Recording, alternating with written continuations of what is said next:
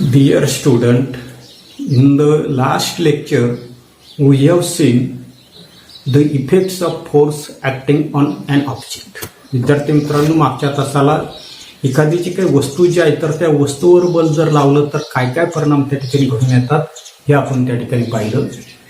त्याच्यानंतर types of force that you are familiar with. बलाचे कोणकोणते प्रकार आपल्याला त्या ठिकाणी माहिती आहे तर ग्रॅव्हिटेशनल फोर्स, त्याच्यानंतर इलेक्ट्रोमॅग्नेटिक फोर्स, न्यूक्लिअर फोर्स, अशा प्रकारची बलं आपल्याला त्या ठिकाणी परिचित आहे. त्याच्यानंतर ग्रॅव्हिटेशनल फोर्स म्हणजेच आपण पाहिले की त्या ठिकाणी युनिव्हर्सल फोर्स त्या ठिकाणी असतो. त्याच्यानंतर ग्रॅव्हिटेशन जे आहे तर ते म्हणजे गुरुत्वाकर्षण जे आहे तर त्या गुरुत्वाकर्षण म्हणजे नेमकं काय, त्याचा शोध कसा लावला तर ते आपल्याला त्या ठिकाणी मागच्या तासाला आपण त्या ठिकाणी पाहिले. याच्यानंतर पुढे आपल्याला पाहिजे फोर्स अँड मोशन. पुढे आपल्याला पाहिजे फोर्स अँड मोशन म्हणजे बल आणि गती याच्याविषयीची माहिती आपल्याला त्या ठिकाणी पाहिजे. काय सांगितले, we have seen that a force is necessary to change the speed as well as direction of the motion of an object. मागच्या इत्येमध्ये पाहिले की सुरुवातीच्या व्हिडिओमध्ये आपण त्या ठिकाणी मी सांगितले, तुम्हाला काय सांगितले की एखाद्या वस्तूच्या वेगाच्या परिमाणामध्ये किंवा गतीच्या दिशेमध्ये बदल घडून आणण्यासाठी आपल्याला त्या ठिकाणी बल जे आहे तर ते बल त्या वस्तूवर प्रयुक्त होणं त्या ठिकाणी आवश्यक असतं हे आपण त्या ठिकाणी पाहिलं. त्याच्यानंतर पुन्हा एक प्रश्न आहे पहा की कॅन यू रिकॉल, थोडंसं आपल्याला त्या ठिकाणी आठवायचंय. काय आठवायचंय पहा की what are the Newton's law of motion. न्यूटनचे गतिविषयक असणारे 3 नियम त्या ठिकाणी कोणते ते आपल्याला पाहिजे. आता पुढे Newton's first law of motion काय सांगितलेलं आहे, 9वीचं तुम्हाला आठवत असेल पहा. An object continues to remain at rest or in state of uniform motion along a straight line unless an external unbalanced force acts on it. न्यूटनचा गतिविषयक पहिला नियम काय सांगितलेला आहे, जर एखाद्या वस्तूवर कोणतंही त्या ठिकाणी बाह्य असंतुलित बल त्या ठिकाणी कार्य करत जर नसेल तर तिच्या विराम अवस्थेमध्ये किंवा सरळ रेषेमधील एकसमान गती जी आहे तर त्या एकसमान गतीमध्ये सातत्य जे आहे तर ते सातत्य त्या ठिकाणी राहतं. त्याच्यानंतर Newton second law of motion, न्यूटनचा गतिविषयक दुसरा नियम आपण त्या ठिकाणी 9वीला पाहिला. हा काय पाहिलाय, the rate of change of momentum is proportional to the applied force and the change of momentum occurs in the direction of the force. पुन्हा एकदा लक्षात घ्या, the rate of change of momentum is directly proportional to the applied force and the change of momentum occurs in the direction of the force. म्हणजे काय की संवेग परिवर्तन जे आहे तर त्या संवेग परिवर्तनाचा दर प्रयुक्त बल जे आहे अप्लाइड फोर्स जे आहे तर त्या अप्लाइड फोर्सची त्या ठिकाणी कसा असतो, समानुपाती असतो. आणि संवेग परिवर्तन जे आहे तर ते संवेग परिवर्तन काय आपण दिसते, बल जे आहे तर त्या बलाच्या दिशेनं त्या ठिकाणी होताना दिसतं. बरोबर. त्याच्यानंतर तिसरा नियम आपण पाहिला पहा, Newton's third law of motion. व्यवस्थित लक्षात ठेवा, every action force has an equal and opposite reaction force which act simultaneously. काय सांगितलेले पहा, तिसरा नियम आपल्याला पुन्हा त्या ठिकाणी वापरावा लागतो, म्हणून मी या ठिकाणी फळ्यावर लिहितोय पहा की एव्हरी ऍक्शन फोर्स काय आहे तिसरा नियम की every action force has an equal and opposite reaction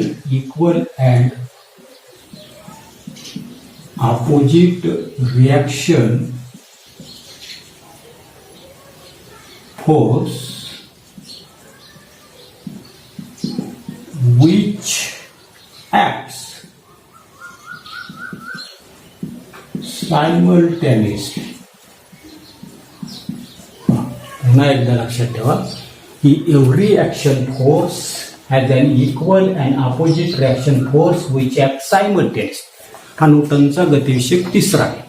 म्हणजे काय की प्रत्येक असणारे जे काही ऍक्शन फोर्स क्रियाबल हे क्रियाबला समान परिमाणाचं त्याच वेळी प्रयुक्त होणारं प्रतिक्रिया बल त्या ठिकाणी अस्तित्वात असतं आणि त्यांची असणाऱ्या काही दिशा जी आहे तर त्या दिशा मात्र कशा असतात, अपोजिट असतात, वेगवेगळे असतात.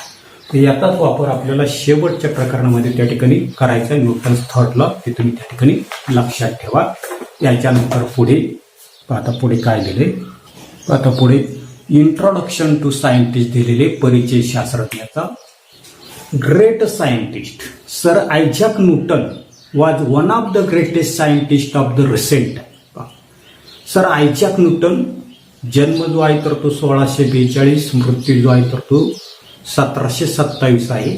आधुनिक काळातील एक अग्रण्य अशा प्रकारचा शास्त्रज्ञ त्या ठिकाणी मानला जातो. He was born in England. त्यांचा जन्म जो आहे तर तो जन्म त्या ठिकाणी इंग्लंडमध्ये झाला. He gave his law of motion, equation of motion and theory of gravity in his book principium. की त्यांनी त्याचे असणारे जे काही गतीचे नियम, गतीचे असणारे जे काही समीकरण आणि गुरुत्वाकर्षणाचा असणारा जो काही सिद्धांत जो आहे तर तो सिद्धांत, त्याचा असणारं जे काही पुस्तक जे आहे, पुस्तकाचं नाव आहे प्रिन्सिपिया. काय नाव आहे, प्रिन्सिपिया.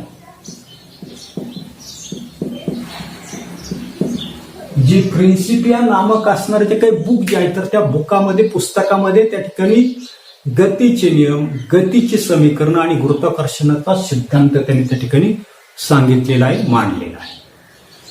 पुढे, before this book was written Kepler had given 3 laws describe the planetary motion.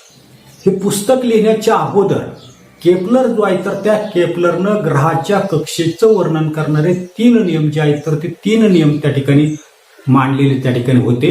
How ever the reason why planets move in the way describe by the Kepler's law was not non.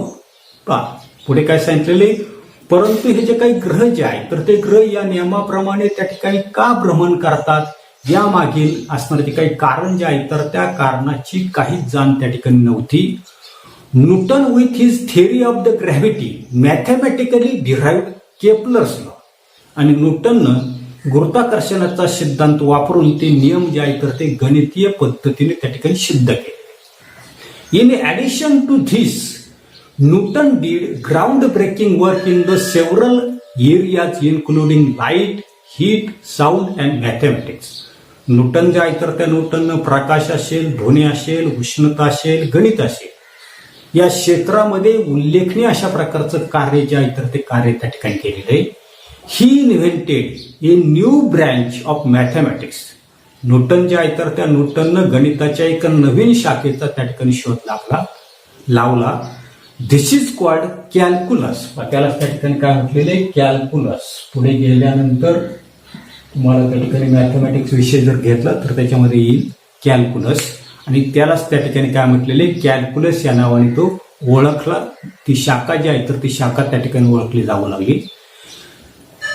This is called calculus and has wide ranging application in the physics and the mathematics. आणि हे जे काही calculus नावाने त्या ठिकाणी ओळखली जाणारे जे काही या शाखेचा गणितामध्ये आणि भौतिक शास्त्रामध्ये मोठ्या प्रमाणामध्ये त्या ठिकाणी उपयोग त्या ठिकाणी केला. He was the first scientist to construct a reflecting telescope. पुढे काय सांगितले, 9वीला आपण त्या ठिकाणी रिफ्लेक्टिंग टेलिस्कोप त्या ठिकाणी न्यूटोनियन टेलिस्कोप त्या ठिकाणी पाहिलेले आहेत. न्यूटन जो आहे तर त्याने परावर्तक दुर्बीण तयार करणारा पहिला शास्त्रज्ञ. याच्यानंतर पुढे आपल्याला पाहिजे circular motion and centripetal force. आहे circular motion and centripetal force. Circular motion म्हणजे वर्तुळाकार गती आणि सेंट्रिपिटल फोर्स म्हणजे आधिकेंद्रकीय बल. यासाठी ट्राय धिस म्हटलेले जरी तुम्ही त्या ठिकाणी प्रत्यक्ष करून पाहू शकता. Tie a stone to one end of the string. एक दगड घ्यायचा आहे आणि त्या दगडाला काय करायचं, एक दोरी जी आहे तर ती दोरी त्याच्या टोकाला त्या ठिकाणी बांधायची. Take the other end in your hand and rotate the string so that the stone moves along a circle as shown in the figure 1.28. एक दोरी घ्यायची, त्या दोरीच्या एका टोकाला दगड बांधायचा आहे आणि दगड बांधून काय करायचं, दोरीचं टोक त्या ठिकाणी हातामध्ये धरून, पुस्तकामध्ये दाखवल्याची काही पान नंबर 2 वर आकृती आहे, तर त्या पद्धतीने तो काय करायचंय, तर त्या ठिकाणी फिरवायचा आहे. जे या ठिकाणी आपल्याला अशा पद्धतीनं ते असणारं काही दोरी जी आहे, तर त्या दोरीला बांधलेला जो काही दगड जो आहे, तर तो दगड काय होईल, अशा पद्धतीने त्या ठिकाणी तो फिरताना त्या ठिकाणी येते. त्या ठिकाणी समजा इथे सेंटर असेल, तर तो दगड काय करायचा, आपल्या त्या ठिकाणी गोल त्या ठिकाणी आकृतीमध्ये दाखवल्याप्रमाणे फिरवायचा. Are you applying any force on the stone, असं करत असताना म्हणजे जेणेकरून दगड जो आहे, तर तो दगड त्या ठिकाणी एका वर्तुळाकार त्या ठिकाणी वर्तुळावरून त्या ठिकाणी फिरेल आणि त्या दगडावर तुम्ही कोणत्या प्रकारचं बल त्या ठिकाणी प्रयुक्त करत आहात. In which direction is this force acting, तुम्ही लावलेलं जे काही दगडावर लावलेलं जे काही बल जे आहे, तर त्या बलाची दिशा त्या ठिकाणी कोणती आहे. How will you stop this force from acting, आणि हे जे काही बल जे आहे, तर ते बल प्रयुक्त न होण्यासाठी तुम्ही काय करा. आणि पुढे आपल्याला सांगितलंय what will be the effect on the stone, त्या बलाचा किंवा असं केल्यामुळं त्या ठिकाणी दगड जो आहे, तर त्या दगडावर काय प्रभाव त्या ठिकाणी पडेल. आता काय सांगता येईल की as long as we are holding the string, we are pulling the stones toward us, that is toward the center of the circle, and applying a force toward it. जोपर्यंत आपण ते असणारी काही दोरी जी आहे, तर त्या दोरीला त्या ठिकाणी धरून ठेवलेलं आहे, म्हणजे बोटाच्या साईडने त्या ठिकाणी धरून ठेवलेलं आहे, तोपर्यंत त्या दगडाला आपण आपल्याकडं म्हणजेच त्या ठिकाणी काय करतोय, वर्तुळाचा असताना तो काही केंद्र जो आहे, तर त्या केंद्राकडे खेचतो.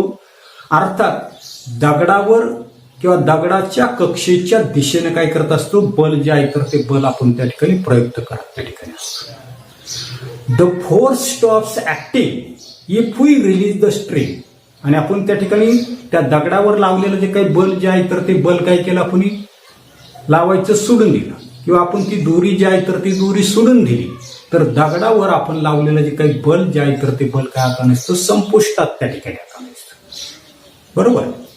In this case, the stone will fly up along a straight line which is tangent to the circle at the position of the stone when the string is released, because that is the direction of its velocity at that instant of the time.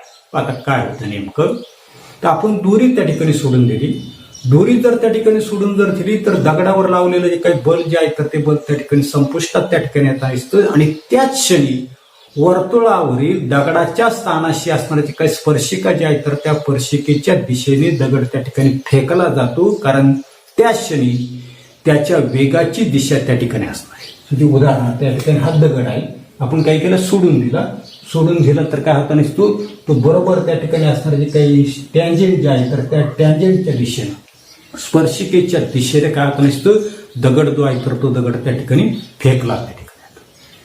You may recall that we have performed a similar activity previously in which a 5 rupees coin kept on a rotating circular disc fly up and the disc along the tangent to the disc. तर काय पाहिलं होतं आपण यात्ता 9वीला, तुमच्या लक्षात असेल, तर आपल्याला आठवते की एक गोल फिरणारं जे काही चकतीवरील 5 रुपयाचं नाणं जे आहे, तर ते नाणं काय होतं नसतं, स्पर्शिकेच्या दिशेने त्या ठिकाणी काय केलं जातं, पुढे त्या ठिकाणी फेकलं जातं.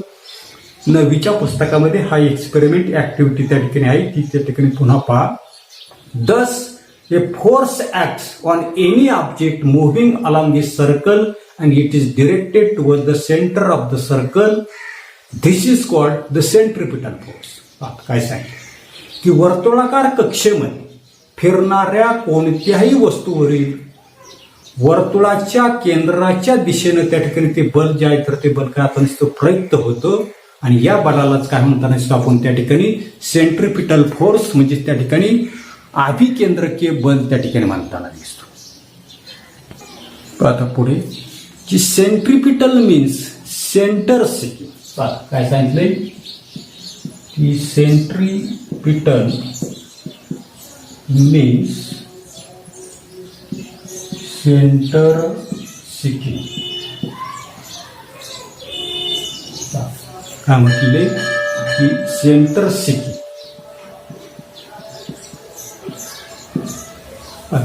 काय म्हटलेले म्हणजे सेंट्रिपिटल म्हणजेच काय तर केंद्राच्या दिशेनं येणार म्हणजे बलामुळे काय होतं नसते वस्तू जी आहे तर ती वस्तू केंद्राकडे जाण्यासाठी त्या ठिकाणी ती प्रवृत्त त्या ठिकाणी होता नसते that is the object rise to go toward the centre of the circle because of this force आणि ह्या ज्या काय आधी केंद्रकीय बलामुळे काय होता नसते ती वस्तू काय होता नसते तर त्याचं असणारे जे काही केंद्र जे आहे तर त्या केंद्राच्या दिशेकडे जाण्यासाठी ती प्रवृत्त त्या ठिकाणी होता नसते you know that moon which is the natural satellite of the earth goes around it in a definite orbit. आपल्याला माहिती की पृथ्वीचा नैसर्गिक उपग्रह चंद्र हा चंद्र काय करतो एका विशिष्ट कक्षेमध्ये पृथ्वीभोवती त्या ठिकाणी परिभ्रमण करतो हे आपल्याला त्या ठिकाणी माहित आहे the direction of the motion of the moon as well as it speed constantly changes during this motion म्हणजे या चंद्राची पृथ्वीभोवती फिरण्याची असणारी जी काही दिशा अर्थात वेग सारखा त्या ठिकाणी बदलत असतो do you think some of the force is constantly acting on the moon म्हणजेच काय तर तो असणारा जो काही चंद्र जो आहे तर त्या चंद्रावर काही असणारे जे काही बल जे आहे तर ते बल त्या ठिकाणी सातत्यानं त्या ठिकाणी प्रयुक्त होत असेल काय what must be the direction of this force आणि पुढे आपल्याला म्हटले हे जे असणारे जे काही बल जे आहे तर त्या बलाची दिशा त्या ठिकाणी कोणती असेल what would its motion have been if no such force act on it आणि अशा प्रकारचं असणारं जे काही बल जे आहे तर ते बल जर त्या ठिकाणी चंद्रावर नसतं तर चंद्राची दिशा त्या ठिकाणी कशी राहिली असती do the other planets in the solar system revolve around the sun in the similar fashion आपली जी काही सौर्यमाला जी आहे तर त्या सौर्यमालेतील इतर ग्रह सूर्याभोवती त्या ठिकाणी अशाच पद्धतीने परिभ्रमण करतात का what must be its direction त्यांची दिशा जी आहे तर ती दिशा त्या ठिकाणी कोणती असेल पहा की from the above activity example and question it is clear that for the moon to go around the earth there must be the force which exert on the moon and this force must be exerted by the earth which attract the moon toward itself. आपण त्या ठिकाणी activity पाहिली दोऱ्याची गोल गोल फिरवण्याची तर त्याच्यामध्ये दिलेली जी काही उदाहरण किंवा त्याच्यामध्ये असणारे जे काही प्रश्न या प्रश्नांचा जर आपण त्या ठिकाणी विचार केला तर आपल्या असं लक्षात येतं की चंद्राला सुद्धा पृथ्वीभोवती त्याच्या कक्षेमध्ये फिरत ठेवण्यासाठी त्यावर बल जे आहे तर ते बल त्या ठिकाणी प्रयुक्त होणं आवश्यक असतं तसंच बल पृथ्वीच त्या ठिकाणी प्रयुक्त करत असेल आणि चंद्र स्वतःकडे त्या ठिकाणी काय आता नसते तर त्याच्यामुळे त्या ठिकाणी आकर्षित करत त्या ठिकाणी असेल similarly the sun must be attracting the planets including the earth towards itself म्हणजेच त्यात आपल्या लक्षात येत असते की सूर्य देखील पृथ्वीसह सर्व असणारे जे काही ग्रह जे आहेत तर त्या ग्रहांना त्या ठिकाणी आकर्षित करत असेल याच्यानंतरचा पुढील भाग आपण त्या ठिकाणी पुढील तासाला त्या ठिकाणी पाहू धन्यवाद